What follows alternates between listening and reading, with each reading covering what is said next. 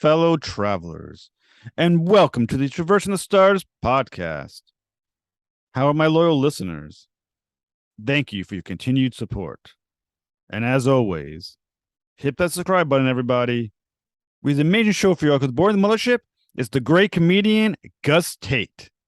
Now come join me as we go traversing the stars. Hello, Mr. Tate. Thank you so much for coming to the Traversing the Stars podcast. Hey, thanks for having me. Oh, it's totally my pleasure, sir. I really enjoy your comedy, and I really wanted to talk with you. Oh, thank you.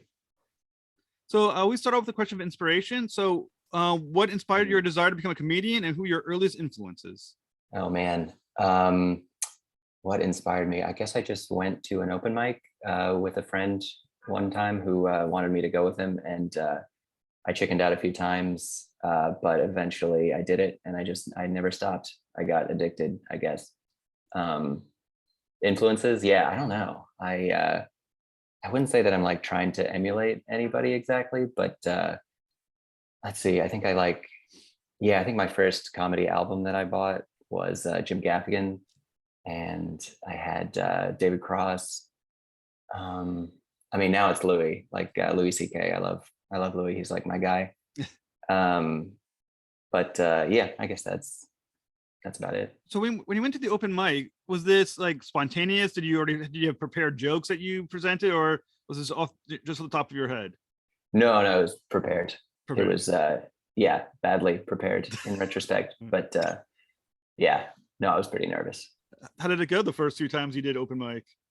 Yeah, I mean, it well enough for me to think that I was good at it, but I obviously was not. Like, I think I looked at the recording later, and much later, and I was pretty embarrassed, but yeah, well enough to get like a taste, you know. Yeah. So I looked up some information on you, and I don't know if this is accurate or not accurate, but if it is, that's kind of interesting. I've read that you attended Princeton University with a bachelor's in computer science and a master's in Beijing from Beijing Normal University in linguistics. Is that correct? Yes. Holy crap, that's a weird path to get to where you are now. So can you kind of give me an idea of how that started, what drew you there first, and what drew you maybe away from it, or if you're still doing it? Away from computer science? Computer science and linguistics towards comedy. Yeah. I just did computer science in college because it seemed fun. It was fun. But then, by the time I graduated, I just liked Chinese more. I was taking Chinese. And there was a program to send teachers, English teachers, to China, which a lot of people do. And I did that in Guangzhou for 2 years. And then I wanted to be a Chinese teacher. So I did a grad program at Beijing Normal University. And that was 3 years. But then by the end of that, I didn't want to be a teacher anymore. I think I realized that I would probably have to be an English teacher, a Chinese teacher in a high school in America or something. I couldn't just go right to what I wanted to do, which is Chinese 101 at a university or something. So I realized oh wait, I'd be teaching high school American kids, which didn't sound as fun. And then but I was living in Beijing, and I helped my friend start an air filter company. And I did that for a while. And while I was doing that, I did the open mic. So my first open mic was in Beijing. So you may be the only comedian with a background in Chinese linguistics as what led you to that point. Possibly, yeah. There are other comics that have lived in China. I came with my buddy Turner Sparks. He did the same thing in Shanghai before me, actually. And Des Bishop, an Irish comic, he was actually in Beijing at the same time. And he learned Chinese to do it in Chinese and stuff. And, yeah. I was gonna say, and it's very impressive that you went to Princeton. I mean, that's pretty high level. Yeah, I mean, sort of. It was impressive at the time. I could no longer test into Princeton. I think I've lost that ability. I definitely got dumber over time. I think I've had that same feeling when I feel I was a lot smarter when I was in college, but now that I've left, I've definitely gone numb. Totally. I used to test well, and there's no way I could do that now. Same with Chinese. Well, since that mostly studying linguistics, obviously studying language, looking at yourself as a comedian and writing, your jokes, your sets, does understanding language like that help you as a comedian at all, or am I reading too much into it? Yeah, I don't think so. I mean, it is for some people a lot about words and like selecting the right word, like Jerry Seinfeld talks about. It has to be, he's very like, he writes the exact word out, like he's like, this is a funny word, but no, I don't. I think overanalyzing it, for me anyway, does not help. It's better to like have an idea of what you want to say and then, sort of feel it out in the moment. But I don't think understanding it at like an academic level helps at all. It probably hurts, to be honest. Really? So Yeah. when you're developing your set, how do you go? And I'm using the right phrase, right? Set. Mhm. Hey, look at me. Okay. Mhm. So what is your process for developing a set? When do you know you're ready to test that set in front of an audience? And how much time do you spend a day developing it? Yeah, I don't know. I mean, my set is just like a sort of an always evolving thing that I'll like add new jokes to. I think most people work like this. Like they have like their, type 5 or type 10 or whatever. And then they, when they want to add stuff, they don't just write a whole new set. They like, will sort of weave new jokes into it. And that's because if it's new, it's probably going to suck. And then you don't want to like totally suck. You want to suck for a little bit just to get a few, and then you want to sandwich it between your better jokes. At least that's how I work. If you're getting up like a lot, like if you're going up multiple times a night, maybe you can afford to like totally just off the top of your head do a new like write it on stage. But yeah, I don't get up quite enough for that. I have to like do pretty good every time that I go up. So I'll just add new jokes one at a time. So kind of like working through the process of developing jokes. I mean, it sounds. I mean, it kind of maybe from an audience standpoint, it sometimes seems like it just happens on stage and someone just starts talking and it's funny. But I Mhm. imagine there's a lot more in depth things happening in that situation. I mean, throughout your day, are you just thinking, walking around, going, "Hey, it's the funny thing happened to me. I'm going to write that down," or are you just kind of sitting down thinking of funny things? Yeah, it's mostly just it'll randomly happen. I mean, I do sit down and I'll try to like develop ideas, but the germ of the idea will almost never happen while I'm like writing. It'll be in the shower or like just walking down the street or something, and you'll just be like, "Up, that's a bit." I think Louis said that in a podcast or an interview one time. Like you can just feel it. You're like, that's a bit, and it's not for me. It's not stories. I don't really tell stories. It's like something about life that I just realized is interesting or funny or like surprising. And then I'm like, oh, you just have a feeling, you just know. And then I write that down. And then later I'll like sit down and try to, figure out how is that a bit, like, what do I need to say to get the audience to that premise? And then like, how to, like what the punchline is and stuff. But yeah, I can't just like write it. I can't sit down and be like, okay, be funny now. Be nice if you could just hit that button, like I like the know. easy button on Staples.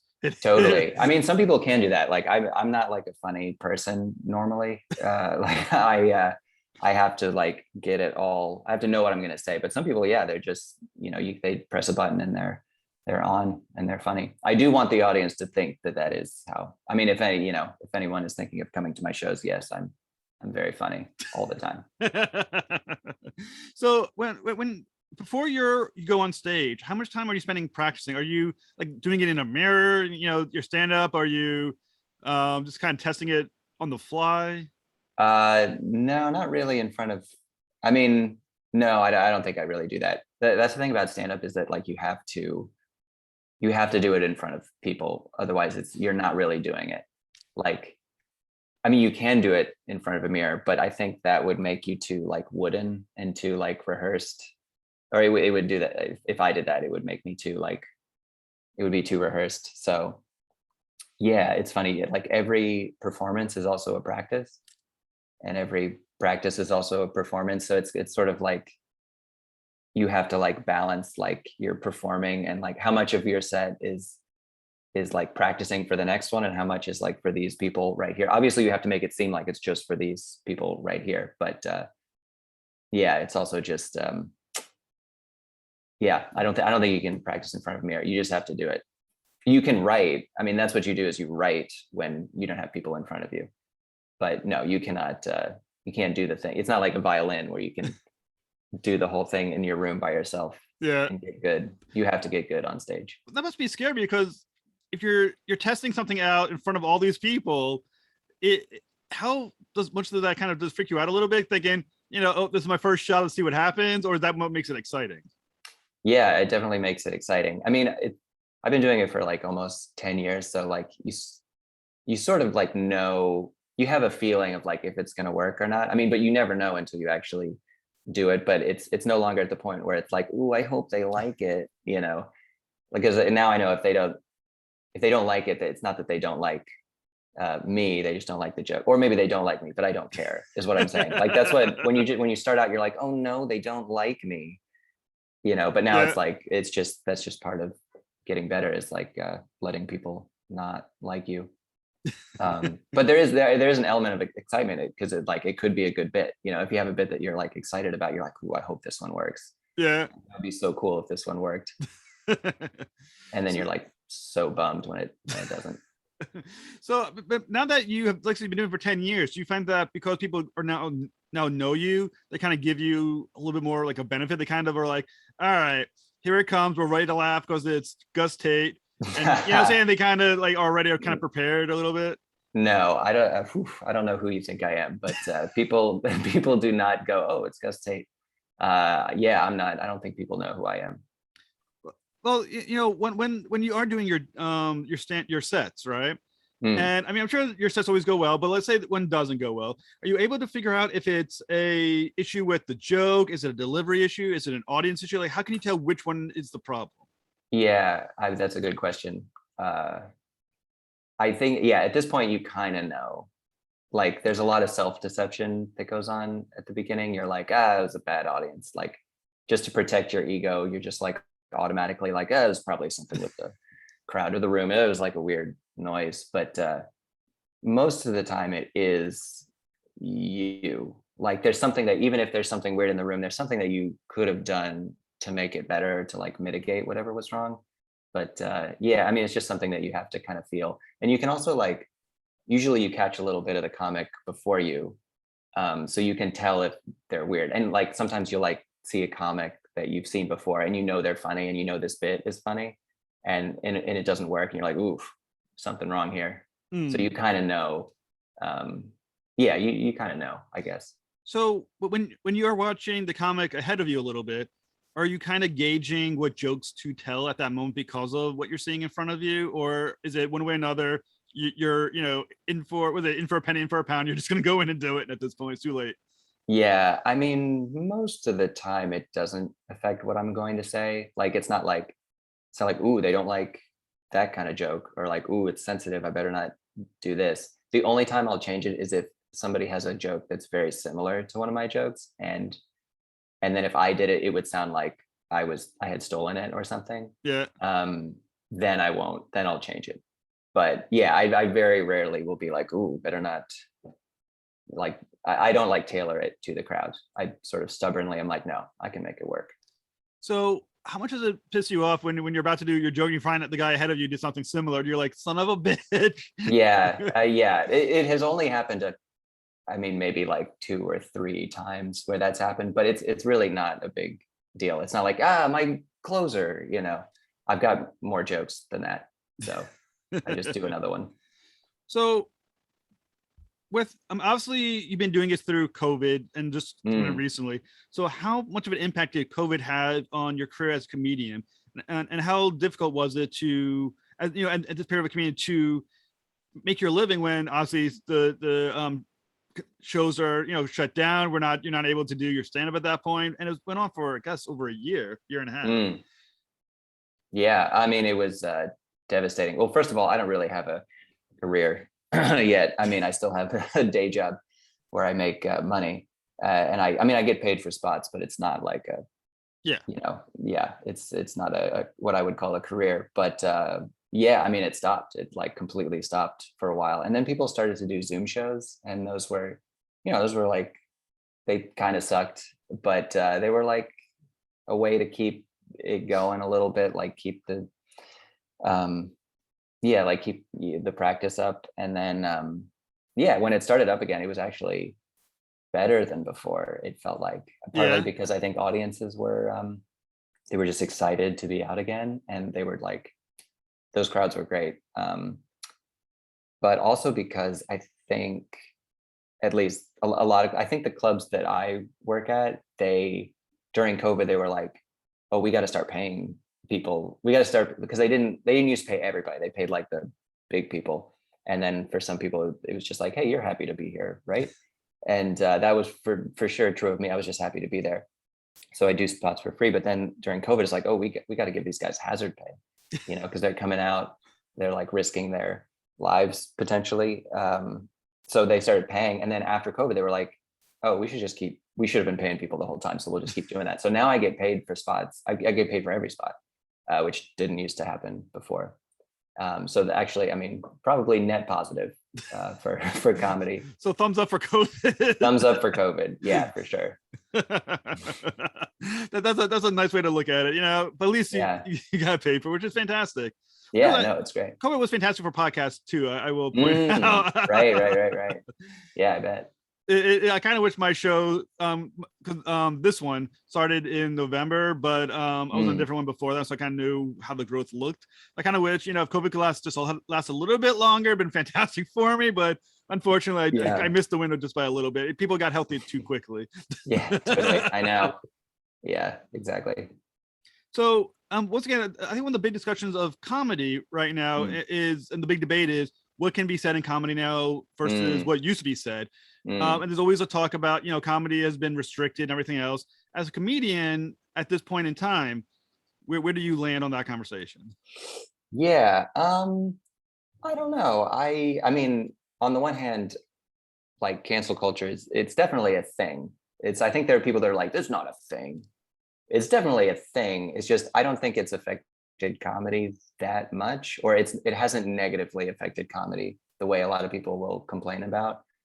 Like people say like, oh, I can't say this. People are too sensitive or whatever. But I think that actually helps comedy. If you can make a joke that is so funny that people will laugh in spite of themselves, then it's even better. Because comedy needs tension, it needs a little bit of like, ooh, you can't say that. And then when you get past that, there's like a spring effect, and it's like even funnier for having been a little bit taboo. So I think it has helped. I don't think nobody's like, I don't think that it's like, you can't say that anymore. It's just, you need to make a better joke that walks the line a little better, and then it will be even better. And also for me, I mean, I'm not that controversial, so I don't have a lot of jokes that people would be like, Right. So when you do hear some people complain, but like, as you said before, can or cannot say certain things. What do you think the issue is? Do you think that is it too lazy to come up with a better version of a joke, or they're taking or there's some other issue where they're like, well, I can't do that, but you obviously, like you said, do it better, kind of walk the line a little bit differently. What do you think where the issue is on that end, where there's those complaints? I don't know. I mean, I think a lot of people a lot of people that like older comics that have been doing material a long time will definitely have noticed that they can't do some material anymore. It doesn't like hit like it used to. But so I would guess that's what they're complaining about. I haven't actually heard anyone complaining about this in real life. I think this might be more like online discussion. Because like the really good comics they'll just figure it out. Like they'll just write another joke that like approaches it a little bit differently, or actually, now that I'm saying it out loud, I don't think that this isn't like something that people talk about in green rooms a lot. Like, well, I just can't say that. It's something that you hear about in the media. I think the media loves to talk about this. When Jerry Seinfeld said that thing about like, well, I won't even play colleges anymore. The media was like, Jerry Seinfeld hates college kids or something. But I'm sure that the real story is more nuanced than that. I think that's what's going on though. I do think there has been a shift. I'm not saying there's not people that complain about cancel culture are not complaining about nothing. Yeah. There's something there for sure, but I don't think that it's like ruining comedy. So I mean, is it adding just more nuance to it? Yeah, I guess. Yeah, it's adding more nuance. I think it just forces you to approach it a little bit differently. You definitely can't say certain words anymore. Like you can't, yeah, like I mean, like those early Eddie Murphy things where he says Yeah. the F word, the F slur, as it's called, like Yeah. right in the second, it's in the second sentence of the thing, and everybody's like, "Woo!" You know, I mean, like Louis got away with saying the N word on his one of Yeah. his first specials.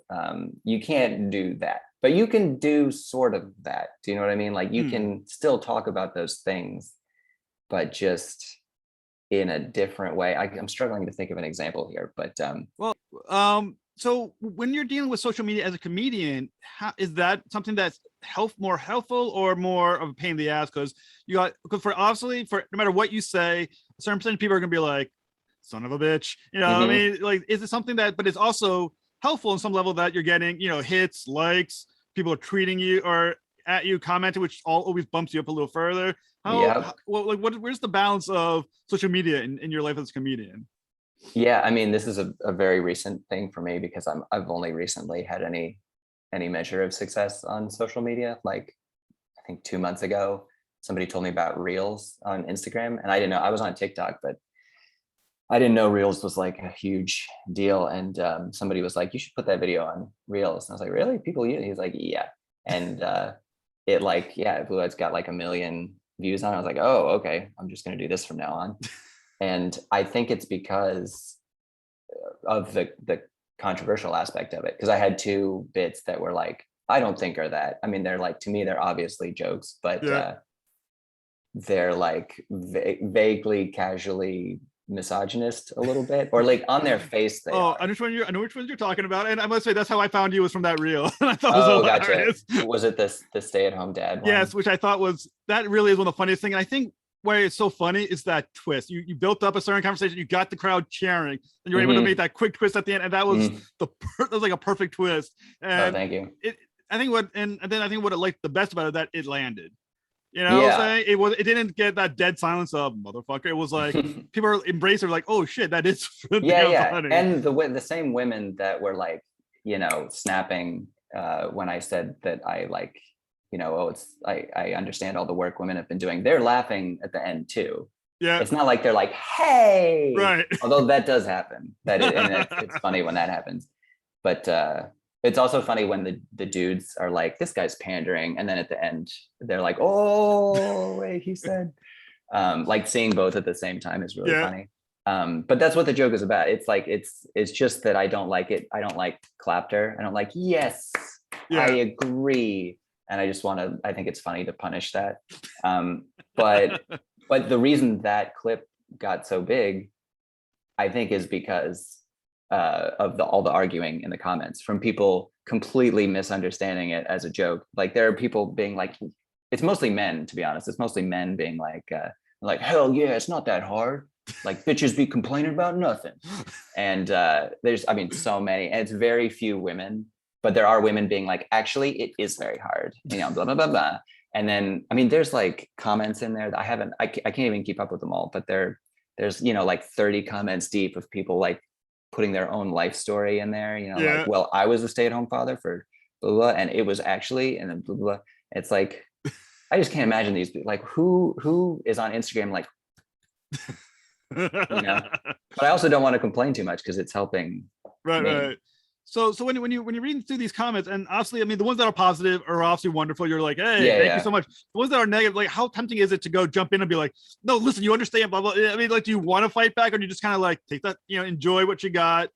They're bumping you up a little bit and walk away. Yeah, I don't respond to hardly anything. I'll like it if it's just a pure like, hey, good job, great joke. I'll give that a little heart. Yeah. But I don't respond to anything. I don't add fuel to the fire. So when you were doing that joke for the first time, was there a part of you was thinking this could get ugly if they're not quite getting it, or did you just go? Are you just like, fuck it, it's my joke, I'm running with it? Yeah, I mean, it just started as it would be funny if I said that. And then it just got a huge pop, like right from the beginning. And I was like, oh, all right. Like it's one of my more reliable bits that it always gets a little bit of a, a pop, for lack of a better word. And I just kept doing it. I mean, the thing is, in a comedy club, none of those people complained. Like nobody ever gets mad at the club. Well, when you're in the context, those people bought a ticket to see comedy. Yeah. They're not being like, like I said, even the women in the thing, by the end of the set, they're on board. It's only the people on social media that see it out of context that are like, well, that's not, And to be fair, part of that is me. Like I took it out of context by putting it on Instagram in 30-second form. I sort of invited people to take it out of context. So a little bit of that is on me, but I'm also hoping that people see that I'm holding a microphone and like standing in front of a brick wall. I'm not saying it on CNN. I'm like, it's a joke. So, I mean, when you decided to put that up on Reels, did you do it because it was funny? You knew it was funny, or did you do it because you knew this would get a little controversy and that was going to fuel it? No, I wasn't thinking about that. I put it up there because it was my, I did. It's just one of my better bits, I guess. And I just wanted, I mean, to be honest, like if I had more bits, I would have waited a little bit for that one. Cause I am a little worried about people seeing too much of my material and then they see me live and then they're like, wait a second. But I also think that instinct is not, is a little bit irrational. Like I've never had someone be like, hey, he did that bit already. Like if anything, they're like, oh, I saw that already. Yeah. They're like excited about it. But no, I just put it up because I was like doing terribly on social media. And I just wanted somebody to see my jokes. Well, solve that problem pretty fast. Yeah, big time. And now I'm just putting everything on there because like now I'm like, it's become like my entire career plan is just like put stuff on Instagram and then hope that it grows my following enough that I can like, I don't know, eventually sell tickets in other cities. I mean, it's kind of funny because you're saying that this is something that's kind of new for you. But when I saw that, I was on some of your other clips as well on there. I was like, this guy's a social media genius. Oh, that's funny. No, definitely not. Not at all. And I think one of the cool things about the joke is there's like such an artistry to the joke. It's not just the joke itself. It's that timing that you did, that has that kind of little bit of a pause before you twist it on them. Once again, that had to be something that you learned and, got trained into. It wasn't, and is that something, once again, that you practice, or is that something that you just naturally know how to deliver?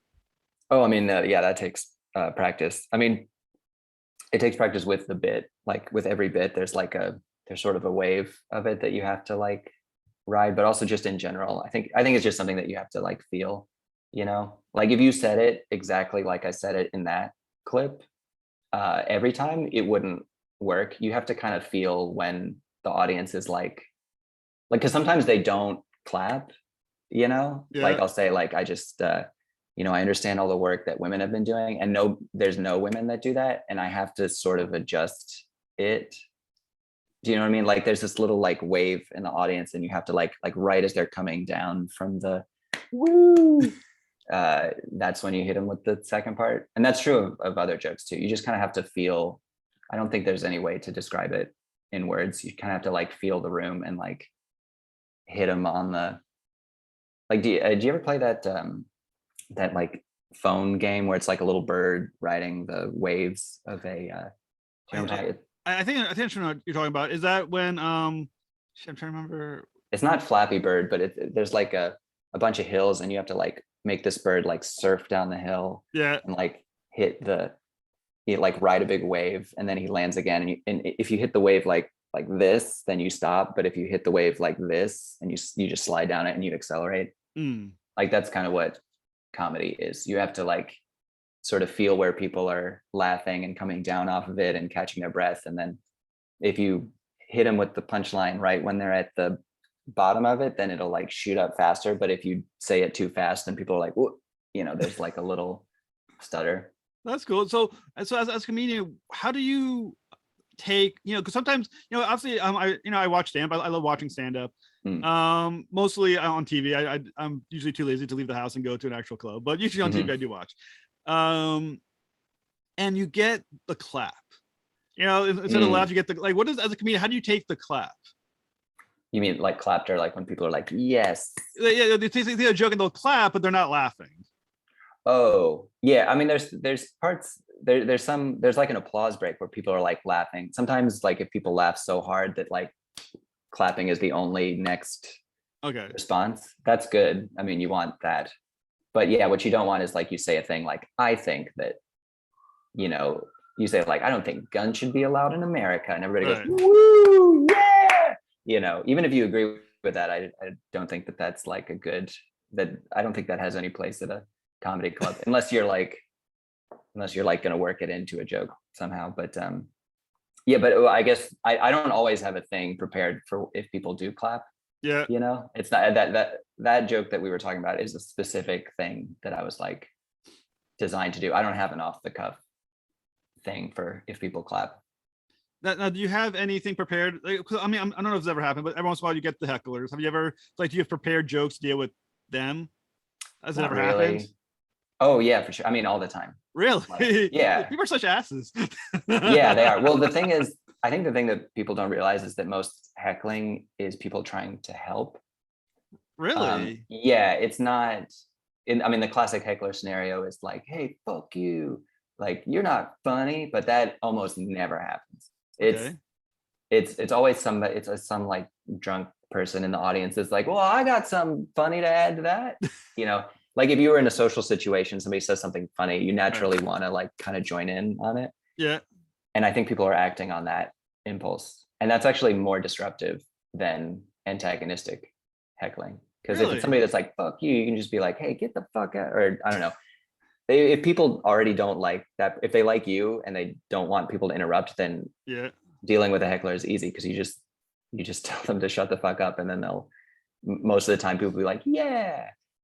But it's when people are like kind of drunk and like, hey, I'm funny too. Then it's like, okay, because you don't want to like be mean, but you also need to get the show back on track. And yeah, I don't have. I mean, some people do. Some people have stock responses to that. I don't. I just I stumble my way through it every time. So what do you have coming up next for you for stand up or whatever you're doing next?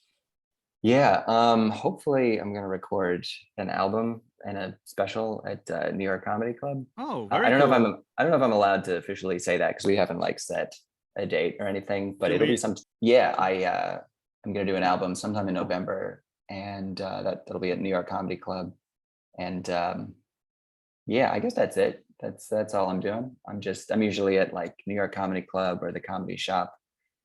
Sometimes the Tiny Cupboard in Brooklyn. Yeah, that's basically it. Well, like I said, when this goes live, I'll make sure I put in the links to your social media, especially Instagram. The reels you have are so funny. They really are funny. Thanks, man. I was going through and I was like, Jesus. Because like I said, it was that one that got me, but then I kept searching through the others, like, all right, I'm gonna talk to him. That's awesome. So that's how you found me? Yeah, I found you a reel. I think it was first thing I found you was on Facebook. And I was like, I think the real show up there. I was like, oh, this guy's funny. But I just kind of scrolled through. Then I was on Instagram, and then the reel popped back up. I was like, all right, I'm gonna watch this one again. And it still laughed at it. I was like, all right, I'm gonna see who this guy is. And I started hitting your other reels, and they were funny. And I actually saw your shorts as well. The how not to not get arrested one. And so the other one, you do some great shit on that. Oh, thanks, man. Yeah, no, I want to start doing those sketches again. Now the sketches, or you can do something like a longer vertical. You can do something for, you ever considering doing longer shows for those? You're doing not really. I mean, I would if somebody asked me to. Like if somebody with the technical means to like shoot a longer thing wanted to collaborate on something, yeah, I would for sure do that. But yeah, I mean, the ideas I have are pretty short form. Like I can't it's usually like a funny thing that I want to express, and then it'll just be like a minute of that thing. I've never had like an idea for like a whole show or anything, although you could string them into a show like people have done. Yeah, I mean, it has to be like when you're thinking about humor, it has to be a timing thing as well. Because without throwing too much, but like Saturday Night Live, sometimes they have a skit that's really good for a minute, then they're making 6, 7, 8 minutes of it. You're like, all right, we got it. So like, are you also thinking when you're doing these things, what is the amount of point where the audience is going to start losing you and go, all right, we're done? Sort of. I mean, for a long time, like sketch comedy, at least as it's been explained to me, it's got like beats, you know, like there's the punchline and then you hit a bunch of beats in it. And that's like, I think Saturday Night Live follows that formula, but like what I wanted to do is just hit it once and then cut, you know, partly because I think that's better for social media where I'm actually going to put it out, but also just because I'm just impatient. I just it's also like a real pain in the ass to edit these things. Like if you've never edited video before, it has given me such an appreciation for stuff on TV, like even bad TV. You're like, just wow, that was a lot of work. That camera had to go there. You had to put another one right there. You had to get the lights in. You had to edit. You had to feed all those people on set. And just doing a 1 minute video is like easily, I mean, like 4 hours to shoot it and then like 8 hours to edit. I mean, for me at least. Yeah. Maybe I'm a perfectionist, but it like I'm not a perfectionist, but like it's such a pain in the ass that to do anything longer than a minute, it just seems like, how do you do it? Yeah, I will say the little experience I have editing my podcast, it gets frustrating. I mean, sometimes it's anyone who has watched the show more than once will definitely see where I fucked up the editing during some of these shows, and it is brutal. There's one interview that was a good interview. I mean, it was a good guest and everything like that, but somehow I fucked up and there's a minute gap where nothing's happening in the interview, and I posted to YouTube and I didn't notice, and people were commenting, so what happened at that minute? I was like, oh crap, I can't back out because I lose the views. So it's just all right, screw it. It's totally hard. It's no joke. And editing, I think, is especially important for comedy because that's like you said, timing. Like that's, I mean, in stand-up there's no cuts, but in a sketch you have to cut it, you have to get it exactly right, or there's no joke, you know. Sometimes like jokes have been ruined by bad editing. Oh really? Yeah, I can't think of an example, but it's hard. You have it one way in your head and then you like finally get to the editor and you're like, now we should have done this. I mean, I like it. I like that challenge, you know. Yeah. Because you can do it by yourself. I mean, you have to do it by yourself, but it's very different than being on stage, you know. It's like you can craft it down to the microsecond. So are there times where something works in your head, but now when you're seeing it, it just doesn't? And are there times when the reverse happens where you're like, no, this didn't work, and then you see it on a film, you're like, Jesus, actually that does kind of. Yeah, all the time, both ways. I mean, yeah, there have been lots of things where I like will drop. Oh yeah, I think it usually happens when I like add some background music. I'll like just drop a track in there and then I realize that a certain thing happens right at a drop and it's just randomly. I'm like, oh, we got to keep that, you know. I'm sure there's other examples, but yeah, and it works the other way too, where you're like, oh, and it's the dumbest thing, like oh, if that guy stands there then we can't see that, and you're like, okay. Anyway, so yeah, both ways it happens. Like I said, though, I've really enjoyed watching your tapes, your reels, and I want to see more of them. So, thanks, man. Yeah. Thank you. Yes. Thank you. Will do. Great time.